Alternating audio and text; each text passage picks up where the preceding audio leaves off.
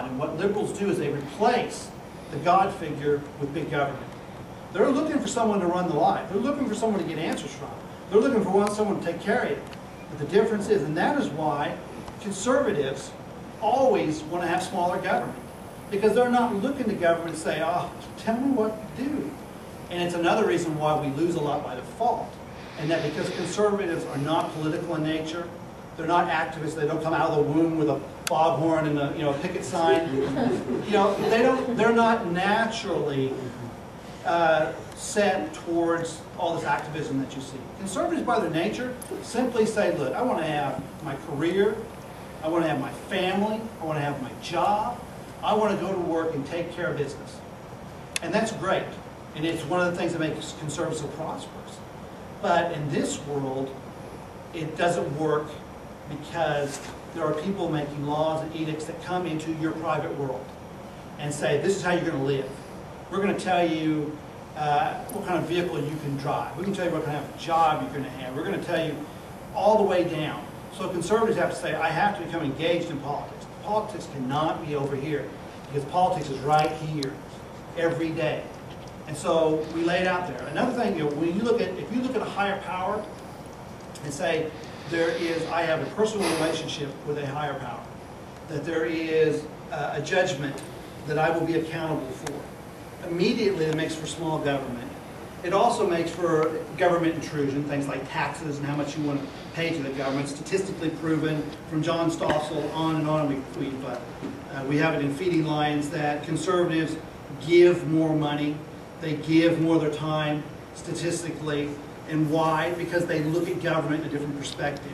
They say, I will give as an individual my time, my money to the organizations and charities that I want to give to, where conservatives don't. They give much, or liberals give much, much less, because they see that as being the job of the government to do. So we see a fundamental separation of that. We see the same things when we look at family and country. People that look at America and say there is a higher power that I have a personal relationship realize that America has been economically strong, that we have been militarily strong, that we've been the most benevolent country in the world for a reason beyond happenstance or coincidence. It's because we are a blessed nation. There's something going on here that's above us that has made this country. So they look at America as a good nation, as a righteous nation, as a nation worth fighting for and supporting. Diametrically opposed to liberals, who see America as fundamentally flawed, who see Americans as greedy, bully people that want to take money and oppress people, which falls in diametric opposition to the fact that we're the most benevolent country and we give the most. And whenever there is a catastrophe anywhere in the world, every country says, well, when's America going to take care of it? Besides that fact, we see liberalism in diametric opposition. Now, how do they want to take care of that problem? That's where we see the works of Marx and others. The idea has never been, and we see this in Obama now, if you look, every day there's something new crazy coming out of the Obama administration that's going to have long impacts. But we see with Obama that he doesn't want to tweak the country as it is. He wants to turn it on its head. He wants to completely change the structure of this country. And he's doing it through every kind of thing, from spending billions and zillions. I don't even know the number for how high, I don't even know what happens when you get above $1 trillion. They ever taught us that on the phone. I don't know if it's a megatillion or a godzillion. It's like, oh no, godzillion! He's kidding us all. That's not the way. That's about the way it is. But we're going to find out, because Obama's going to spend us into that. And he's going to spend us into that under the guise that we're in such a dire strait that we have no other option. And we see that in other ways as well. We see it in the global warming, many global warming initiatives that are coming on. We have the global warming czar from Barack Obama, who's major socialist actor, that declares that the United States and all industrious countries have to scale down their economies to become green. And the idea from Al Gore, again, is the idea that there is no higher power. The idea that there is no creator that could have been able to have made the planet Earth and made its inhabitants, that's you and me folks, that could live on this planet without destroying it. It has never been an issue of being a good steward to the planet. It's never been an issue of please pick up your coffee cup, because conservatives do that. Why? Because conservatives take personal responsibility for what they do. It's always been an issue of expanding government, of turning this government on its head under the guise that the capitalistic state is an absolute failure. Every time we hear about Al Gore coming out and prognosticating, I call him the portly prophet of doomsday prognostication. That's a quote from Feeding Lions. And he'll come out and he'll tell you we've got X amount of years until the planet is over. And basically we are just swirling the toilet right now. We're just ready to go down.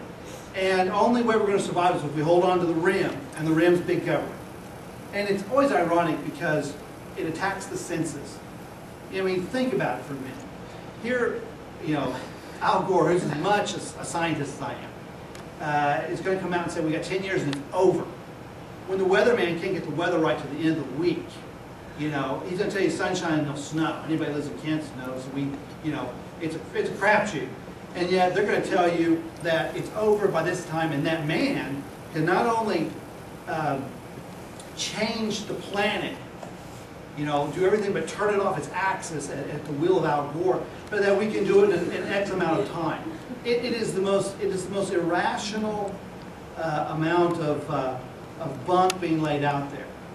But just like with political correctness, Al Gore comes out with a plan.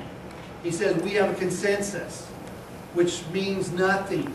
But it means that I've got some people behind me at the UN that will help me make books and movies. And so if you're going to come in and say, let's have a debate, you know, what is the most important place for us to prioritize our funds and our time? That's what I did first with my writing. I looked at Al Gore in 2005 when we were watching soldiers and workers in Iraq having their heads chopped off and videotaped. At the same time that Al Gore came out and said the war on terror needs to be put on the back burner to global warming. Because we're going down fast. And I brought out an article that I thought was fairly restrained. I titled it, "Can Global Warming Cut Your Head Off?" And I published it out there. And I asked the simple question, you know, which is more important for, 10 years of unrestrained terrorism or 10 years of barbecues and SUVs being driven by flocculent cattle? Which is going to get us first? And the amazing part was I was actually attacked by a few people, by a few hundred people. And in Feeding Lions, we give you some of the reader mail that we get so you can see what people that agree with us as well as liberals that get angry, because you need to see that. You need to see what people say in reflection, because you will be a part of that kind of debate if you ever stand up and say, oh yeah, I've got an opinion. I've got an opinion. You'll enter this arena, and you too will be feeding the lions. And the idea with feeding the lions is if you're not prepared and educated, and if you're not inspired and actually mean what you're doing, you're going to get eaten. Because liberals will aggressively attack you, because you're going to attack the fundamental basis of the change that they're trying to bring. The turning of this country on its head, the burning of this country down, and the building from the ashes up of this Marxian utopia. And so you're a threat. You're a threat simply because you're out there and they know that it's a center-right country. You are really a threat if you are an educated conservative, because you will win when you go into debate. That's the deal. And so you have to face that, but the power that people have to make change once they step in is amazing. So on global warming, feel free to raise your hand and ask any questions if you want. I'm certainly an alpha talker, and when I wind myself up, it goes, but I'll make sure not to go too long as well. But on global warming, you know, we outline the inconsistencies that we see from Al Gore, and how actually the morality issue